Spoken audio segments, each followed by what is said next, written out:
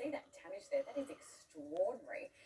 It looks like the top part of the building is actually collapsed. I think it's a burger store on Chapel Street. So that's just the first signs of any kind of damage that we are seeing. But there are reports that glass has been smashed, buildings have been evacuated. The Channel 9 building on Docklands there in Melbourne has been evacuated as a precaution this morning because, of course, once you get one earthquake, there is always the possibility that you'll get a second or a third, and sometimes the second or third is actually stronger or worse than the first one. So Melbourne's certainly a city on high alert this morning after that damage. That's a chopper shot there. We've got a feel for the essential services of Melbourne right about now. They've been stretched to the limit as it is. They've been stretched the last few days. The police have been stretched the last few days.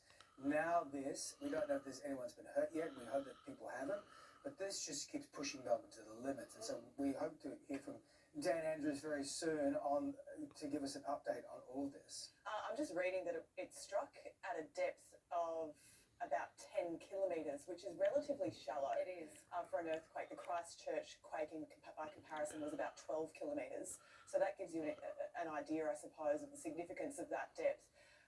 This is the biggest earthquake in 100 years, I'm reading, in Melbourne. It's certainly the most significant that we've felt in Australia in several years. Chris, can you give us some perspective for those who perhaps aren't familiar with this location of Chapel Street in South Yarra and where this is in relation to where you are in the CBD where the protests are likely to occur today?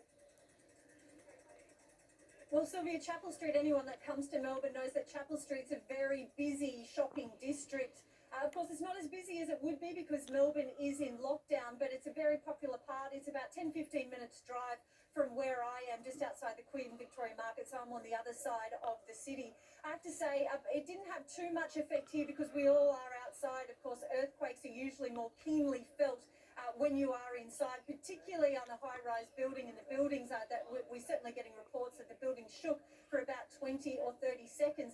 But of course, we did see all those fire trucks, one after the other, go to buildings that had been evacuated, and fire alarms, of course, that have been set off as a result.